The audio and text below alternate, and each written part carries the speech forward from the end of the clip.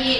आज ये दीवारें पर्दों की तरह हिलने लगी, आज ये दीवारें पर्दों की तरह हिलने लगी, शर्त लेकिन थी कि ये बुनियाद हिलनी चाहिए। हर सड़क पर, हर नगर में, हर गली, हर गांव में हाथ लहराते हुए एक लाश चलनी चाहिए। सिर्फ हंगामा खड़ा करना मेरा मकसद नहीं, मेरी कोशिश है कि ये सूरत बदलनी चाहिए। मेरे सीने में नहीं तो तेरे सीने में सही हो कहीं भी आग, लेकिन ये आग जलनी चाहिए। नमस्कार, यहाँ उपस्थित महानुभाव, मैं टीम बी की तरफ से इस मंच के माध्यम से आज वाद विवाद प्रतियोगिता, जिसका विषय है न्यायिक सक्रियता, कार्यपालिका की विफलता या न्यायपालिका की जिम्मेदारी, मैं यहाँ कार्यपालिका की विफलता के विपक्ष में अपने विचार प्रस्तुत करने के लिए उपस्थित हूँ। न्यायिक सक्रियता, जुडिशियल एक्टिविज्म, जिसे न्यायिक गतिशीलता भी कहा जाता है। महोदय, न्यायिक सक्रियता, जिसका अर्थ है नागरिकों के अधिकारों को संरक्षण देना, समाज में हितों को बढ़ावा देना, व कानून को लोगों के हित में इम्प्लीमेंट करना, व ऐसी गाइडलाइंस जारी करना जो समाज को प्रभावित करती हैं। महोदय, न्यायिक सक्रियता का प्रयोग नागरिकों को न्याय दिलाने, जरूरतमंदों को न्यायालय का दरवाजा खोलने व ऐसे विवादों को सुनने से है जिनसे नागरिकों को उनके अधिकार मिलते हैं। हमारे संविधान का आर्टिकल 32, महोदय, जब भी किसी भी नागरिक के मौलिक अधिकारों का अतिक्रमण होता है तो हमारे भारतीय संविधान का अनुच्छेद 32 5 प्रकार की रिट जारी करता है। बंदी, प्रत्यक्षीकरण, परमादेश, अधिकार रक्षा, प्रतिषेध और उत्प्रेषण। महोदय, न्यायिक सक्रियता के कुछ ऐसे उदाहरण जो हमारी न्यायपालिका ने एक कदम आगे बढ़ाकर नागरिकों को उनके अधिकार दिलाए हैं। राजस्थान की सोशल वर्कर भवरी देवी का मामला, जो कि 7 मार्च 2017 का मामला है। महोदय, एक चाइल्ड मैरिज के अगेंस्ट आवाज उठाई तो उनके साथ गैंगरेप किया गया, उनकी एफआईआर फाइल करने में डिले किया गया और जब ये केस गोयल कोर्ट पहुंचा तो उनके आरोपियों को भी बरी कर दिया।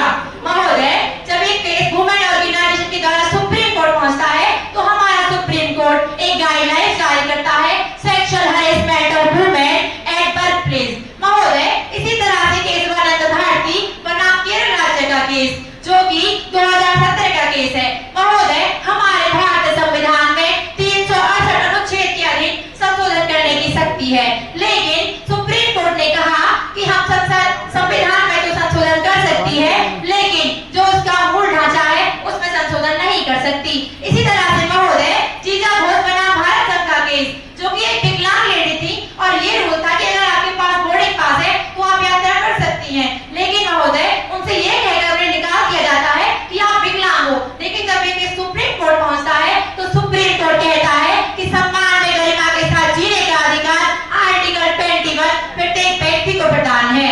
महोदय, इसी तरह से न्यायाधीश के एस पुट्टास्वामी बनाम भारत संघ का केस, जहां निष्ठा का अधिकार शामिल ही नहीं था, लेकिन आर्टिकल 21 में निष्ठा के अधिकार को भी शामिल किया गया। महोदय, मेनका गांधी बनाम भारत संघ का केस, विशाखा बनाम राजस्थान राज्य, जिनमें उनके पासपोर्ट जब्त कर लिए जाते हैं। उसी तरह से महोदय, हाल ही की इलेक्टोरल बॉन्ड स्कीम, जिसमें घोटाला किया जा रहा था, लेकिन सुप्रीम कोर्ट ने कहा कि चुनावों में घोटाला नहीं किया जा सकता।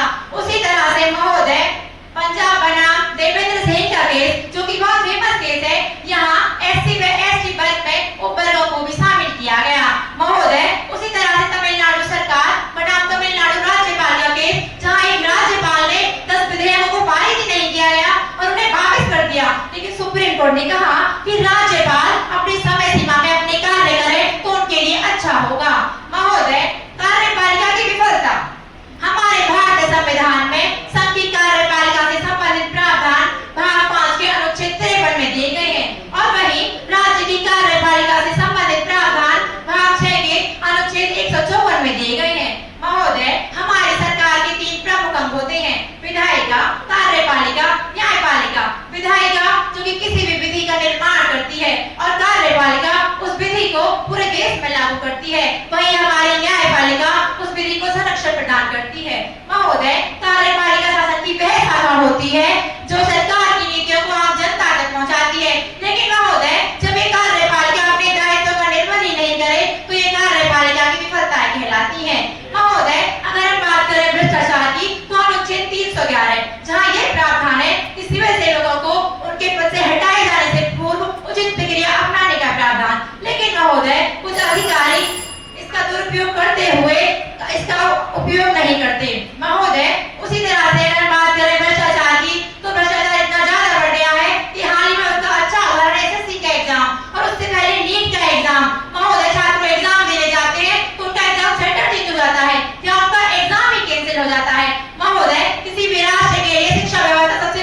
होती है, लेकिन जिसे हमारी सरकार ने पिछले कुछ सालों में पूरी तरह से ध्वस्त कर दिया है। सरकारी स्कूल बंद किए जा रहे हैं और जो नहीं किए गए उनकी छत के नीचे बच्चे दबकर मर रहे हैं। महोदय, हमने कभी ये तो नहीं सुना कि किसी मंत्री का घर गिर गया हो, हमने कभी ये तो नहीं सुना कि किसी सरकारी माल के घर की छत गिर गई हो, क्योंकि हमारे देश का सिस्टम और एजुकेशन सिस्टम दोनों ही खराब है। महोदय, हमारे प्रधानमंत्री ने ना जाने कितनी योजना चलाई है, प्रधानमंत्री जन धन योजना, प्रधानमंत्री आवास योजना, बेटी बचाओ बेटी पढ़ाओ और इसी तरह की 28 योजनाएं। महोदय, प्रश्न यहाँ उठता है कि क्या इन सभी योजनाओं से भारतीय को लाभ मिला? तो इसका जवाब है महोदय नहीं। अगर हम बात करें बेटी बचाओ बेटी पढ़ाओ योजना की, तो एक तरफ तो हमारी सरकार कहती है कि बेटी बचाओ बेटी पढ़ाओ और दूसरी तरफ हमारी इसी सरकार में एक 8 साल की बच्ची, एक 20 साल की लड़की और एक 80 साल की दादी का भी रेप हो जाता है। महोदय, यहाँ तो ये नहीं कहा जा सकता कि लड़कियों का रेप उनके छोटे कपड़ों की वजह से होता है। हमारी सरकार अगर लड़कियों को बचाना ही चाहती है तो वो ये क्यों नहीं कहती कि बेटी पढ़ाओ बेटा पढ़ाओ। महोदय, अगर हम बात करें प्रधानमंत्री आवास योजना की, जिसका उद्देश्य था बेघर नागरिकों को पक्का मकान, तो महोदय क्या मिले सभी को पक्के मकान? क्या हुए उनके कच्चे घर से पक्के घर? तो इसका जवाब है नहीं। अगर हम अपने आसपास के क्षेत्र में ही देखें तो ना जाने कितने घर ऐसे हैं जिनकी छतों से पानी टपकता है, बच्चे सो नहीं पाते, वो बैठ नहीं पाते। अगर हम बात करें स्वच्छ भारत अभियान की, जिसका उद्देश्य था एक कदम स्वच्छता की ओर, तो महोदय हमें तो अपने इस देश में स्वच्छता कहीं दिखाई नहीं देती। सड़कों पर कूड़ा पड़ा रहता